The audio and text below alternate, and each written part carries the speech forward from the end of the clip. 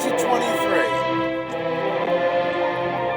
Indiana Jones in the Dial of Destiny. Oh, Lord. Oh, Lord.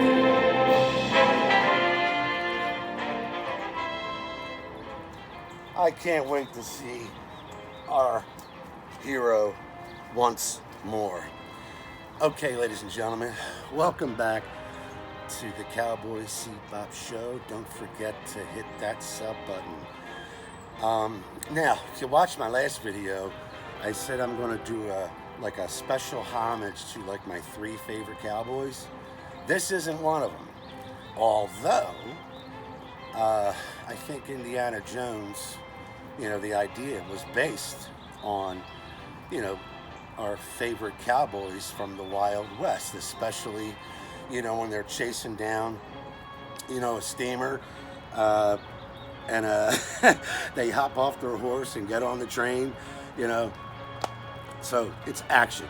Anyway, I'm not going to try to keep you long. Just a quick rundown, and I got 2 really cool blades I need to show you guys. Plus, I don't know if this was ever discussed. I didn't do too much research, but I think that the idea of Indiana Jones came from T.E. Lawrence, as most people know from the movie Lawrence of Arabia. So, we'll get to that in a second. But first, Steven Spielberg, George Lucas, at it again. All right? Life is good. 2023 comes Indiana Jones and the Dial of Destiny to be at local movie theaters on June 30th. I am excited. All right? And first, does anybody know what Indiana Jones' real name is? It is Dr. Henry Walton Jones Jr., otherwise known as Indiana. All right. So, 1981, 42 years ago, I'm 15 years old, the Raiders of the Lost Ark. And it's supposed to be set in 1936. And then a few years later, in 1984, comes Indiana Jones and the Temple of Doom. All right? And that is actually a prequel to the Raiders of the Lost Ark. So that's supposed to be set in 1935. And then in 89 comes The Last Crusade. That's set in 1938. Whew! And then a long break comes The Kingdom of the Crystal Skull. And that is supposed to be set in the year 1957. All right? And now, 2023 is supposed to be taking place in 1969. All right? That is the setting. And I just think it's great that all I did was I looked at a few photos, behind the scenes thing. And once again, Indy is wearing the classic fedora. Now, this fedora right here, by the way, this is not really an Indiana Jones costume. It's just what I had on hand. And I figured, you know what? I think this could pull off an Indiana Jones, Halloween contest. I don't know. But I don't have my whip. Sorry. Anyway, I was doing some similarities with T.E. Lawrence and Indiana Jones. And let me tell you, all right, Indiana Jones, he's a doctor, he has a PhD, he's a professor, and he was also the captain in the Belgian army in World War I. All right, and then in World War II, he was a colonel. All right, T.E. Lawrence, on the other hand, all right, otherwise known as Lawrence of Arabia, he was a British archaeologist, just like our buddy here. Is this thing still playing? Sorry about that. Archaeologists, they both in the First World War. He was responsible for the help in the Arab Revolt and the Sinai, S-I-N-A-I, Sinai, and Palestine campaign against the Ottoman Empire during the First World War. All right, guys, if you haven't seen the 1962 classic Lawrence of Arabia, please do yourself a favor. Maybe it's been a long time. All right, it was definitely a long time for me. I threw it in the other night, and I'm like, and that gave me the idea to do this video. And I was also sitting on a couple of knives for a while that I think have to do with this. I could be wrong, but I don't know. You tell me. So the real T.E. Lawrence was born August 16th, 1888, and he died May 17th, 1935. Unfortunately, it was a motorcycle accident.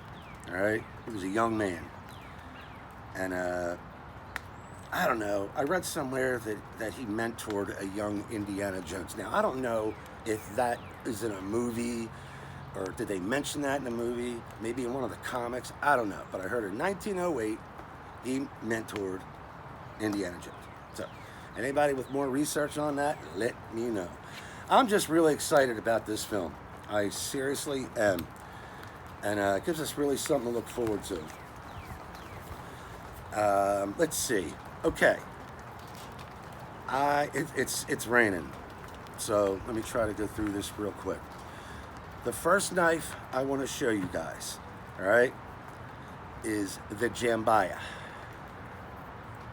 All right, I've never used this, all right, and I think I've only had it out of the sheath one time just to look at it, and I put it back.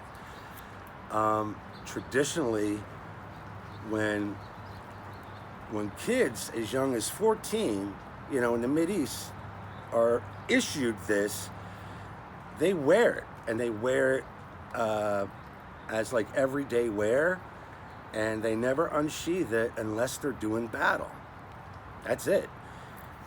And they basically wear a sash, all right? I just grabbed something like my shemagh here, all right? So basically, tie this around. They have, trust me, much better sashes available, but I heard they're quite pricey. And they basically wear it in the front, you know, kind of like that, all right? I believe the point is facing that direction, all right? But once again, it's the Cowboy Seabop Show. All right, I'm going to take this out of the sheath for this video for you guys. All right, we're not going to use it though. It means the world to me. Look at this beautiful collector's piece.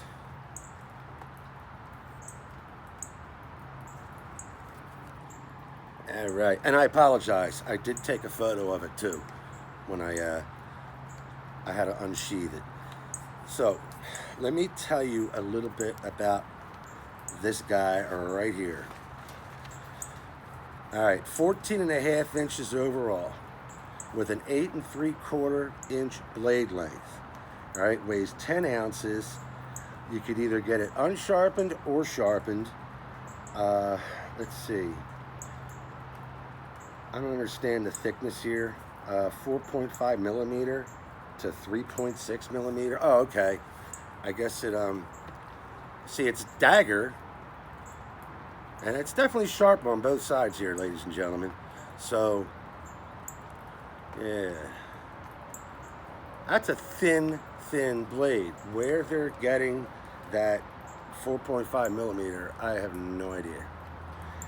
All right, the grip length is 4 1/4 inch. The blade is made out of 1055 high carbon steel. It's a Jambiya, and it's spelt differently sometimes, but I spell it Jambiya. And this is battle ready. One of the things about this type of knife is you don't have to do too much twisting and bending on your wrist. It's like, you know, it's pretty deadly. This is a deadly battle ready weapon. Woo!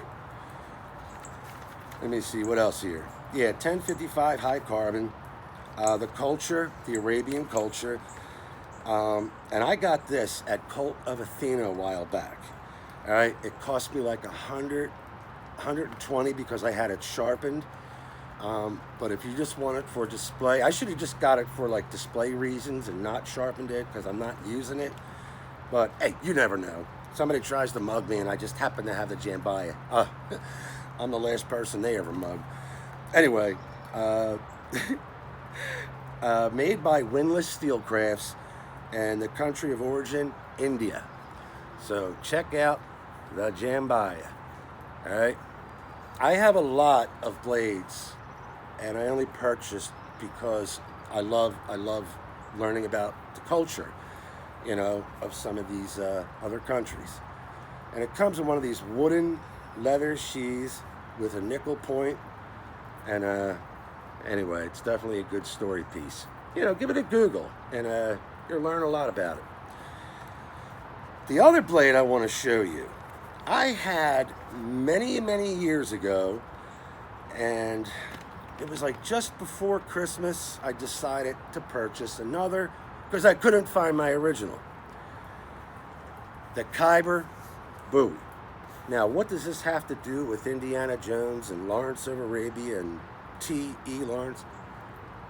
I don't know. It's just Middle East, And these go back a long ways. But this one in particular, I had one. It looks just like this box. It said Indiana Jones, and I don't know what the heck I did with it. Check this out.